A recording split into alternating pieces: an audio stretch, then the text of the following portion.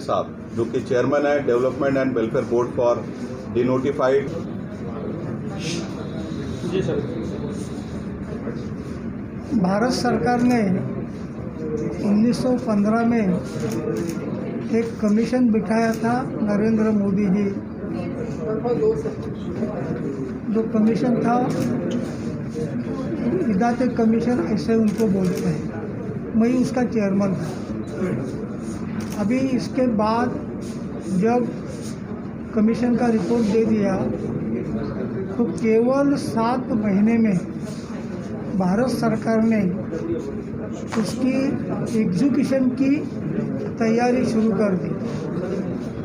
उन्होंने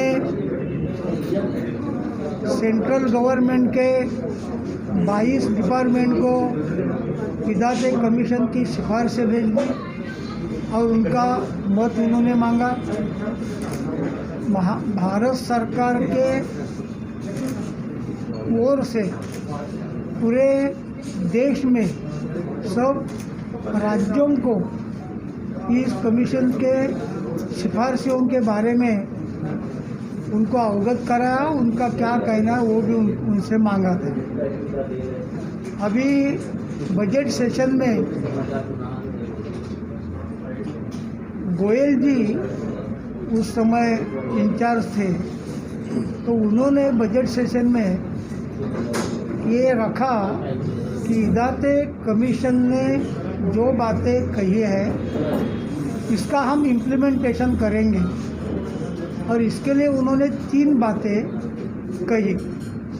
एक कि जो हैबिचुअल ऑफेंडर एक्ट है, जिसको पहले क्रिमिनल ट्राइब एक्ट कहते थे, 31 अगस्त 1952 में भारत सरकार ने उसमें बदलाव किया और हैबिचुअल ऑफेंडर एक्ट इस नाम से वो जानने लगा। लेकिन नाम बदला, अत्याचार तो कहाँ भी नहीं रुके। और ये समाज को, जिसको क्रिमिनल ट्राइब पहले कहते थे, वो नाम बदलने के बाद, हैबिचुअल ऑफेंडर एक्ट होने के बाद भी उसमें कोई बदलाव नहीं हुआ। इसलिए मैंने एक सिफारिश की थी कि हैबिचुअल ऑफेंडर एक्ट भी नलीफाई होना चाहिए। नहीं तो पुलिस डिपार्टमेंट में इस तरह के लोग हैं, वो कैसा गुनाह करते हैं, कैसी चोरी करते हैं, वो कौन सी कम्युनिटी है, इस तरह का एक प्रशिक्षण रखा था। तो हमने हाईली ऑब्जेक्शन इसके ऊपर लिया था कि गलत है।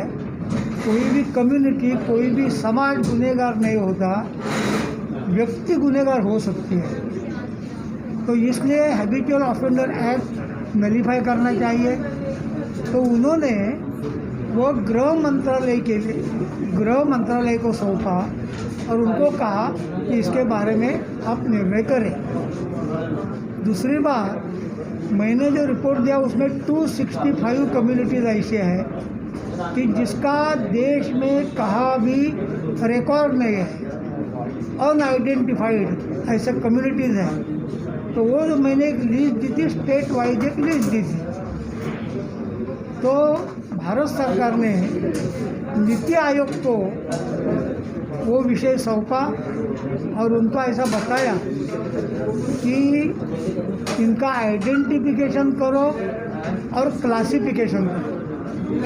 आइडेंटिफिकेशन और क्लासिफिकेशन के लिए उन्होंने नीति आयोग को सौंपा और नीति आयोग के जो उपाध्यक्ष है वो उसके चेयरमैन। इस यानी नीति आयोग पर उपसमिति जिसको कहते हैं, मैं भी उसका एक। दिन भर की सभी खबरों के लिए सब्सक्राइब कर दीजिए हमारी ऑफिशियल चैनल को और साथ ही साथ बेल आइकन भी दबा दीजिए ताकि आप हो सके हर खबर से वाकिफ।